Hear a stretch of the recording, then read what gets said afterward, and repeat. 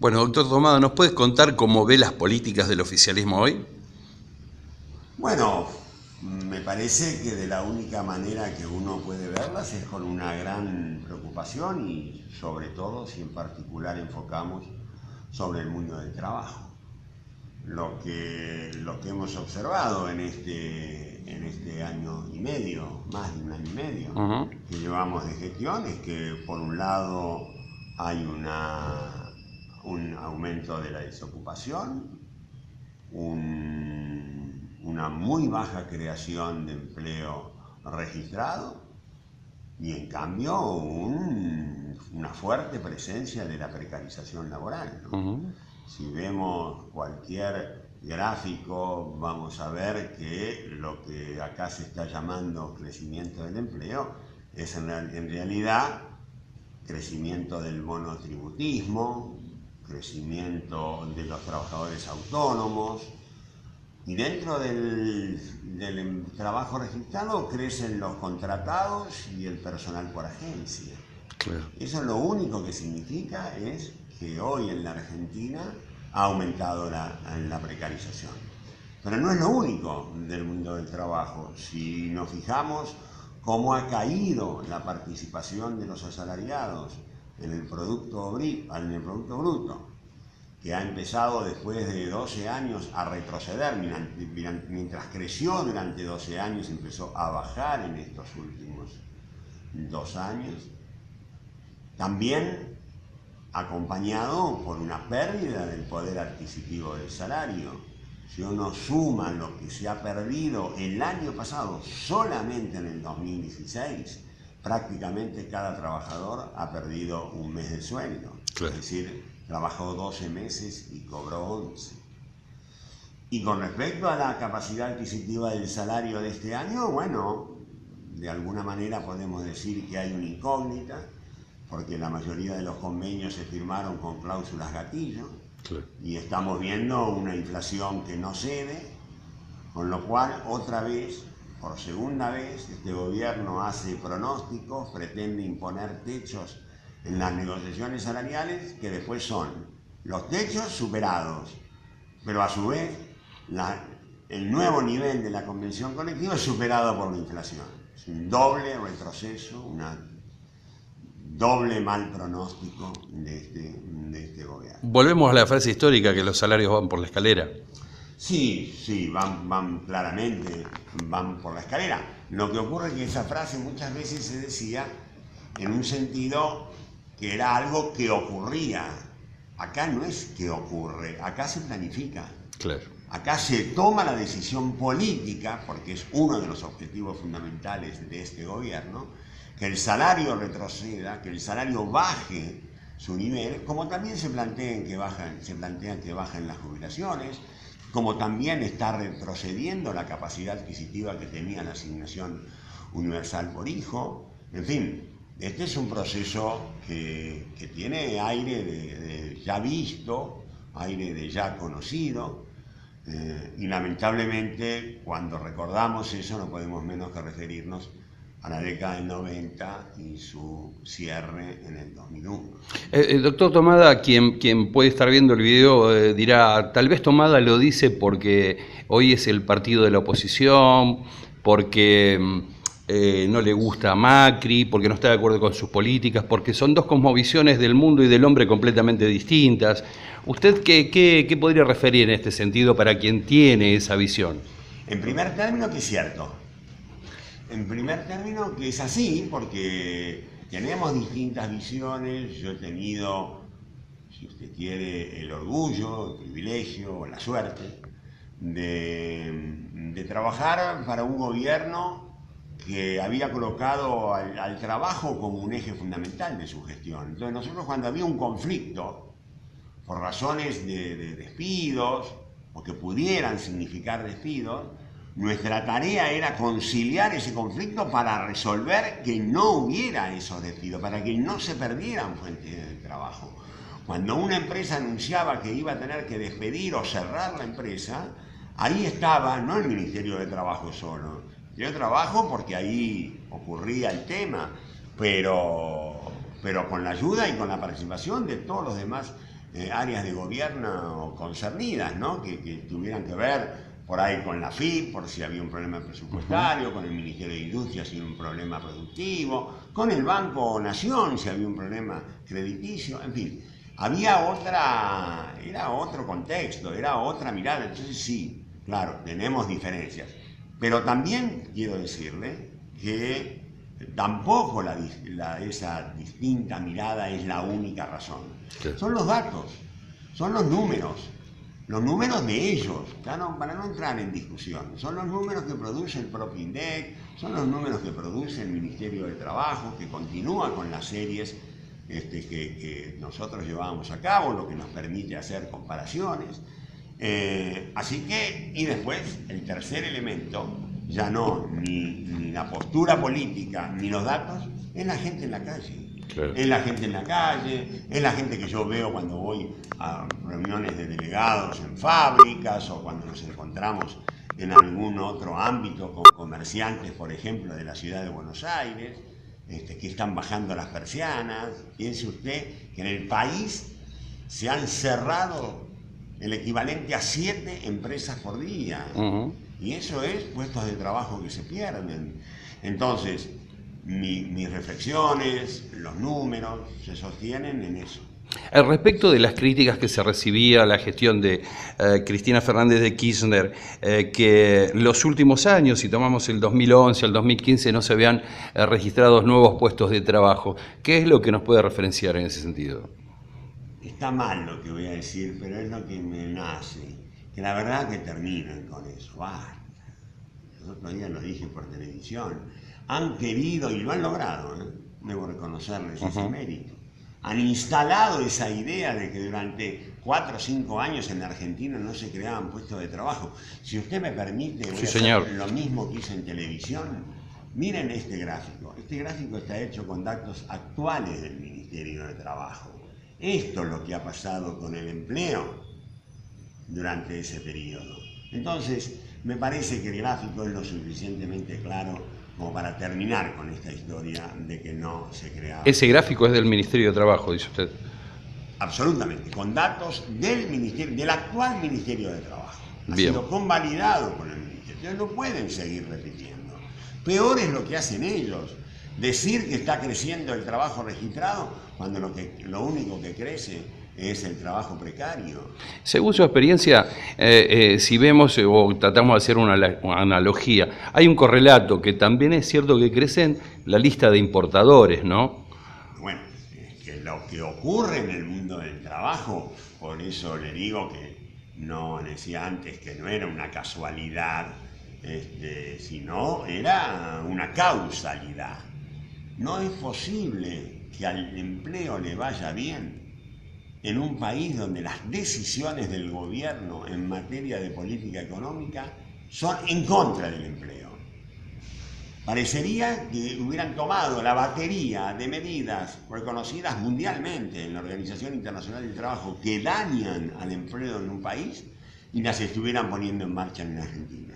Devaluación, apertura indiscriminada de productos importados, tarifazos que impactan sobre la ecuación económica de las empresas y todo ello en el marco de la ausencia de toda política a favor del empleo. Entonces, lo que uno puede ver y visualiza con ejemplos cotidianos es que cuando llega la factura de electricidad, agua y gas a una pequeña empresa, pagar esas 3 facturas implican por lo menos un puesto de trabajo.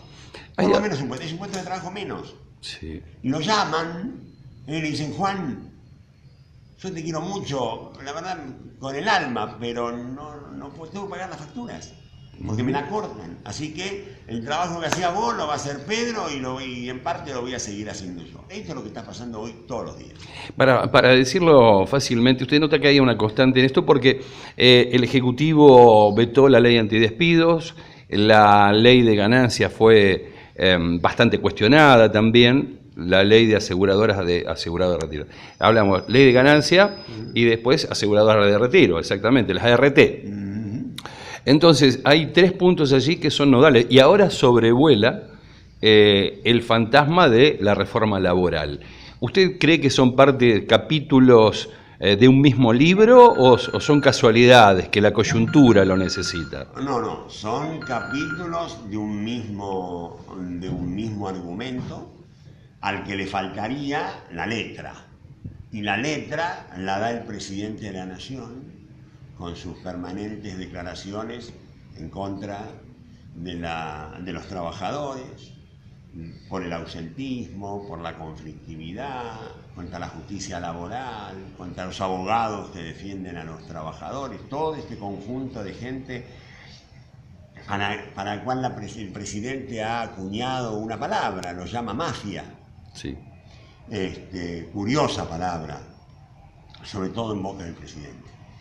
Y la verdad es que cada una de esas declaraciones, sumadas a editoriales de importantes medios, me da la impresión de que sí están generando el contexto necesario para una reforma laboral que hoy por hoy se anuncia como indolora, incolora e insípida, como el agua. Y me temo que va a tener, estamos metafóricos, Sí. Que va a tener cierto olor a caipirinha. Y esto lo digo porque en Brasil se acaba de aprobar una reforma laboral tremenda, tremenda, créame que a mí me ha impresionado. ¿Puede puntualizar algunos, Mire, algunos artículos de la ley? Por supuesto que aborda temas vinculados con la jornada, con el salario, con los descansos, que pueden ser negociados libremente y a la baja. Inclusive normas en materia de salud y seguridad que es como que le dan sentido ideológico. Por ejemplo, las mujeres embarazadas pueden ahora hacer tareas que antes no le estaban permitidas por razones de salubridad. Pero vayamos al fondo de la reforma. Acá lo que se pretende es terminar, yo diría, con las instituciones del trabajo. Para ser claro, si usted establece una norma por la cual los trabajadores de un establecimiento pueden reunirse en un grupo, ya no un sindicato, tampoco una comisión interna ni un cuerpo de delegados, un grupo de trabajadores, y negociar con el empleador condiciones de trabajo que la ley prevé que pueden estar por debajo de lo que establece el régimen general del trabajo de ese país, y bueno, yo creo que está todo dicho. Para eso usted tiene que a los trabajadores se le permite que no sean trabajadores en relación de dependencia. A partir de ahora, en Brasil, lo que acá es fraude laboral, en Brasil está permitido. Esto es que haya trabajadores que cobran con facturas, trabajadores que están en situaciones de precariedad. Todo eso va a quedar legalizado. Segundo, si es un grupo de trabajadores el que negocia, es el fin del sindicalismo. Habrá tantos grupos de trabajadores como secciones haya en una empresa, por ejemplo. Hay un antecedente en Argentina, creo que en el NOA, sobre el cual se hacían las negociaciones por rama y fracasó. Los trabajadores de Renault creo que fueron quienes intentaron llevar adelante ese sistema de negociación. Puede ser, y mientras que el ser, sindicato único estaba al alza, este sector fracasó. Puede ser que haya habido algún intento, pero la ley en la Argentina está bastante bien ordenada, todavía, y prevé la negociación por actividad, prevé que claramente tiene que ser una organización sindical la que firme y que luego esto tiene que estar homologado por el Ministerio de Trabajo. En Brasil todo esto está siendo absolutamente desmontado. Esto también implica un enorme retroceso en materia de normas protectorias, porque yo creo que si un grupo de trabajadores que va a terminar empresarizado, porque así lo indica la lógica de la relación laboral, digamos, es difícil a un grupo de trabajadores en una empresa que no terminen negociando conforme a las necesidades más directas de la empresa.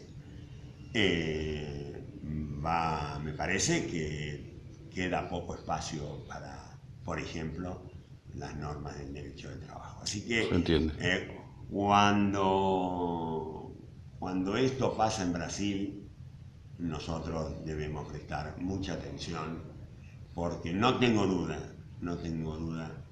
que, como lo he dicho antes, que en la ideología del presidente está esta norma laboral. ¿Podrá o no podrá en la Argentina? Bueno, eso será otra pregunta sobre la que tendrán que contestar y hablarán seguramente los propios actores sociales. La reforma previsional es otro indicio de lo que usted anuncia, ¿no?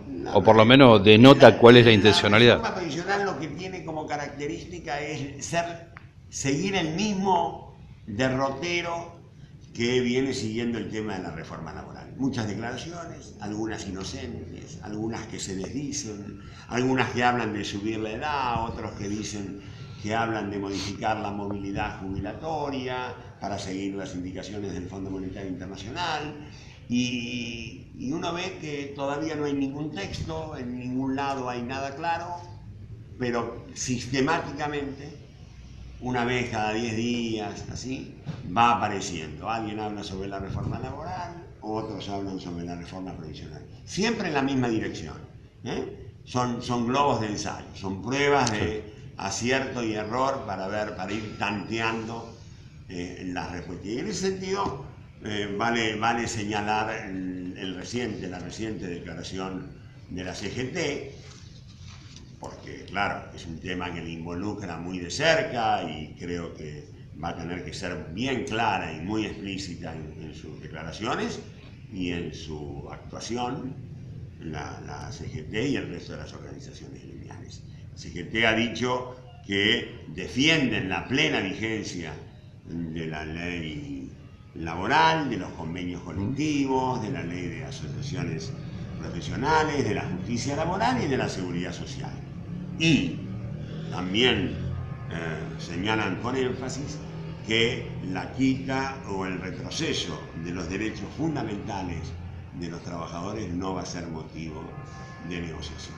Esta andanada, y ya es la última, doctor Tomada, del gobierno en cuanto a lo que venimos viendo y hablando, ¿usted cree que tomó desprevenida la sociedad? ¿La sociedad no esperaba esto? ¿O usted cómo lo visualiza?